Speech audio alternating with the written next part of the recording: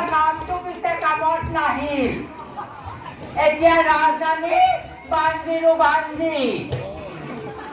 কণা বিধাতাই কাৰ কপালত কি লিখে তেওঁহে জানে দেই আমাৰ দেৱযানী আইটি জাতৰ ব্ৰাহ্মণ যদিও হ'ল সি ৰাজৰাণী আনহাতে ৰাজকন্যা সমিষ্ঠা কণা বিধাতাৰ দূৰত হ'লি সেই দেৱযানীৰ দাসী আৰু আমাৰ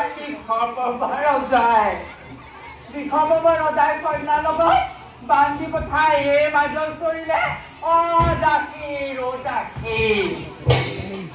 বোলো তাকে কয় যাৰ কপালত বৃহস্পতি কোন তাৰ ঘৰত নবয় কোন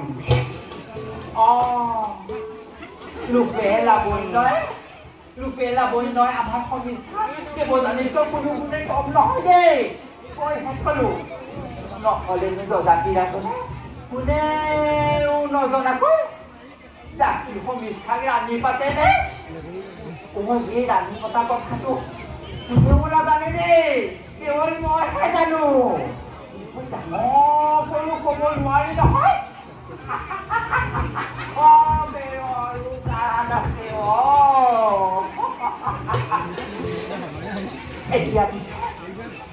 এতিয়া পিছে আমাৰ সমিষ্ঠাই নীতি সন্তানৰ মাতৃ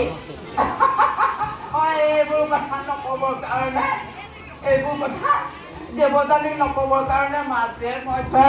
দুপদেৱত গহনাকে থৈ উপহাৰ দিয়ে মই বোলে নকওঁ কেলে কম নকওঁ নহয় মই নকলেও যেতিয়া এইবোৰ পায়ে থাকোঁ কেলে কম বাৰু মাদৈ ক'লেও কি লুপায় কম কি লুপাইছ তই তোৰ ডিঙিত নাকত কাণত ইমানবোৰ সোণৰ গহনা কাণৰ কথা সমিষ্ঠাই দিছে নাকৰ নিচাকেতো পুৰুষৰ গাত লাগিব নাপায় যিকণ নিচাক নাকেৰে ওলাই গৈ পুৰুষৰ গাত পৰিব সোণত লাগি শুদ্ধ হ'ব ডিঙিৰ আৰু কাণৰ দুই গহনা সুদা ডিঙিৰে মানুহজনক অন্ন দিব নাপায় কাণৰ ফুটা উদং হৈ থাকিলে বৃহস্পতি ঘৰ লক্ষী উদং হয় মই জানিহে পিন্ধিছোঁ কিয় পিন্ধিছ সেয়া সোধা নাই কোনে দিলে সত্য কৰি ক মহাৰাজে নকলেও এইবোৰ উপহাৰে পায় কি কথা লুকুৱাইছ ক'লেও তাতে উপহাৰ পাবি দুগুণ মানে মহাৰাজৰ আমাৰ সমিষ্ঠাকে সন্তান জন্ম দিছে দেখিছানে দুটা পেটত কোন কথা লুকাই থাকিব ওলাই গ'ল নহয় নকলেও নোৱাৰো কথা ক'লেও লাগে ভকতৰ দুখ